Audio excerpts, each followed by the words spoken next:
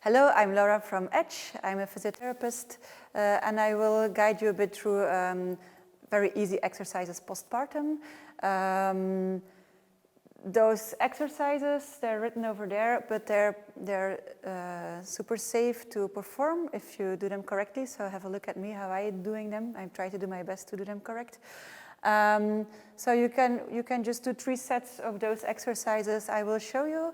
For example, 3 sets or 4, it depends on how you feel.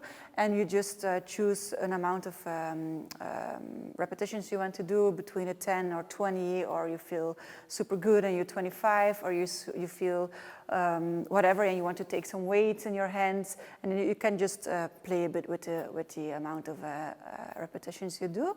But let's say for your first training, let's say we do 3 sets of those exercises and you do 10 to 15 repetitions each. So the first exercise is a Superman.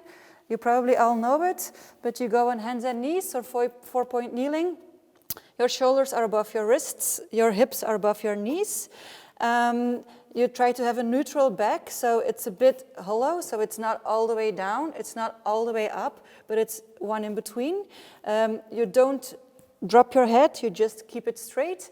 And then you try to tuck your pelvic floor a bit in. So again, the first level, so a little bit of contraction in your pelvic floor muscles.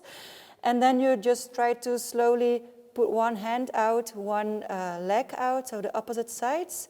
You hold it for a little while, and then you go back. Then you go to the other side. You try to keep the contraction of your pelvic floor muscle, and then you come back. You can also do a variation, and you can choose to do a stretch out, touch underneath your body, stretch out, and back. I just want you to watch that you're not like overextend in your lower back, or that you don't shift too much in your body. So it's really about control. So try really to have a good control in your lower back. Don't move it too much and slowly return. So that's the first exercise. The second one is a bridging. So you lay down on your back.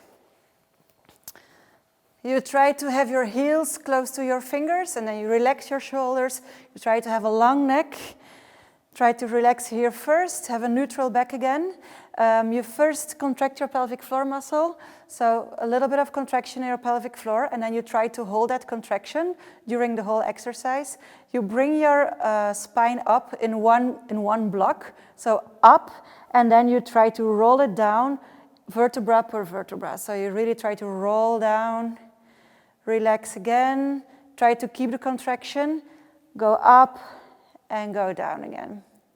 So in one time up, and then really rolling your spine down.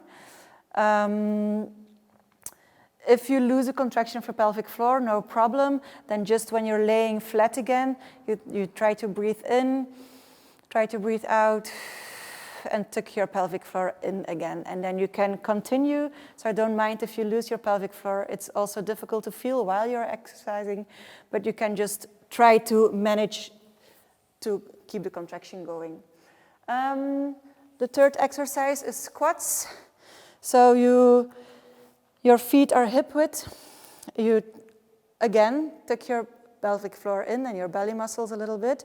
Keep your hands just in front of you, and you bring your bum to the back. So your weight is through your heels, and your toes should be able to move. So you go down and back up, back down and back up. Try to keep the contraction in your pelvic floor when possible. Then you have the lunges. You can choose to put your hands on your side or in front of you or whatever, or you take some weights. Doesn't matter that much. Again, pelvic floor, little contraction. You take a big step, and then you bend the leg that's behind, and you try to have 90 degrees in your first knee, and you try to have 90 degrees in the back leg. You come back up, and you stand again. So big step to the front, go down, and back. Big step, go down, and back. All right? Then we go to the abs again.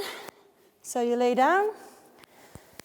You keep your heels in the same position as the bridging, neutral spine, relax your shoulders, long neck, and then you tuck your belly and your pelvic floor in. You lift your head and your shoulders, hand palms facing up, and you touch from left to right. Try to make big movements, and you should feel your side abs working. Another oblique exercise. You bring your legs up, but before you bring them up, of course, first stick your belly in and your pelvic floor. Keep it up. Hands behind your head, and then you can vary. If your abs aren't super strong, then you can just keep your legs in the same position, bend it, and you go with your right elbow to your left knee, with your left elbow to your right knee. If you feel like, ooh, I want to do some more, then you can extend one leg and come back, and then the other one and come back. You can do it fast. You can do it super slow. It depends on how many, what soreness you want afterwards. And then the last one, you can do some side planking.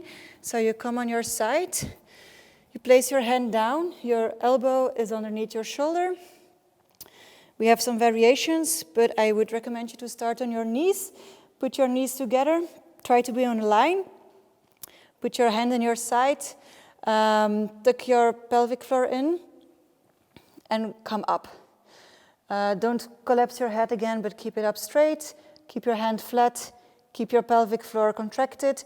If this is easy for you to do, then you can extend one leg, bring your toes towards your nose, and keep your shoulders open. So don't collapse in, but try to be straight, and then you just try to hold it for 10, 20, 30, 40 seconds, depends on your level, and then you can go down again.